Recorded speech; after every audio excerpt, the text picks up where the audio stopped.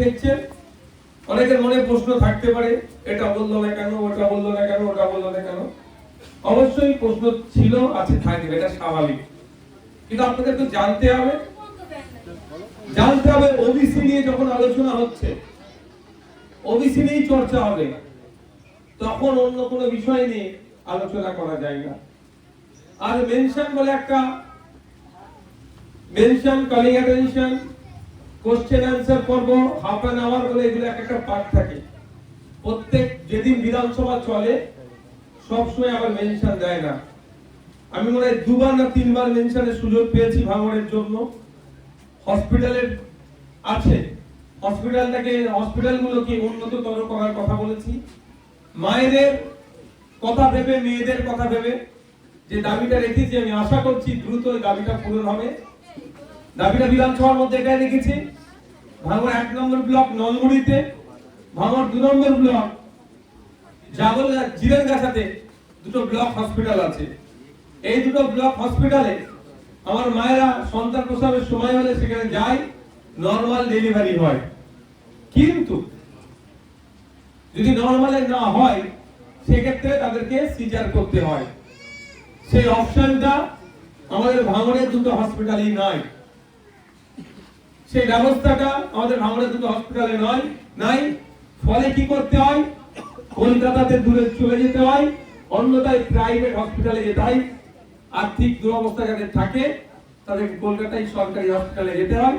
এমনও অনেক ঘটনা ভাঙড়ে ঘটেছে যে যেতে যেতে অ্যাম্বুলেন্সে বা গাড়িতেই আমার মা তার সন্তানকে ভূমিষ্ঠ করেছে। এই দুরবস্থা থেকে কাটিয়ে ওঠার জন্যই আপনাদের ভর্তি, আমি বিধানসভায় গিয়েছি, এই কাজগুলি তো আমার প্রথম দরকার যে আপনাদের সমস্যাগুলো সমাধান করার জন্য প্রস্তাব রাখা।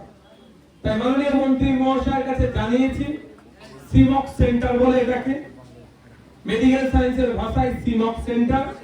আমি গ্রাম্য বা প্রচলিত ভাষা যদি বলি, সিজারের ব্যবস্থা। সেই দাবিটা রেখেছি, মেনশন করেছি।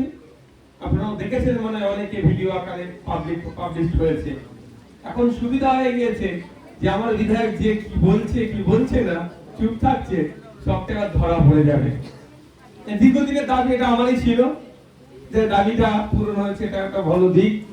তো মায়েদের বলবো, আপনাদের স্বার্থের কথা ভেবে, মহিলাদের কথা ভেবে, মেয়েদের কথা ভেবে সিমক সেন্টার তথা সিজারের ব্যবস্থা এই দুটো হসপিটালে যাতে হয়, তার জন্য আমি জোরালো দাবি তুলেছি। গত কদিন আগেই বিধানসভাতে মিনিস্টারের সাথে আমার দেখা হয়েছিল, তখন আমি বলেছি, স্যার আর যাই করেন না করেন, কিন্তু ভাঙড়ের আমার মায়েদের, বোনেদের, মেয়েদের জন্য সিমক সেন্টার ব্যবস্থাটা করতেই হবে। স্বাস্থ্যমন্ত্রী মহাশয় তিনি আশ্বস্ত করলেন যে আপনার এই বিষয়টা যাতে আলোচনা হয়, আমাদের ওই যে আমাদের ইন্টারনাল যে বোর্ড আছে তাতে পাঠিয়েছেন, রেফার করেছে। এটা পজিটিভ দিক। তবে আমি আশা করব ভাঙড়ের এই স্বাস্থ্য ব্যবস্থার উন্নতি ঘটবে। কারণ বিগত দিনে আমাদেরকে তো আসতেই দিত না। যেমন আপনাদের বলে রাখি, এই নলমুড়ি ব্লক হসপিটাল যেটা আছে, মা কি পুরুষ কি মহিলা যে বেডগুলোতে থাকে, গরমে প্রচন্ড কষ্ট হয়। আমি ঢুকেছিলাম, ফ্যান চলে। আমি এবারে আমাকে মিটিং এ ডেকেছিল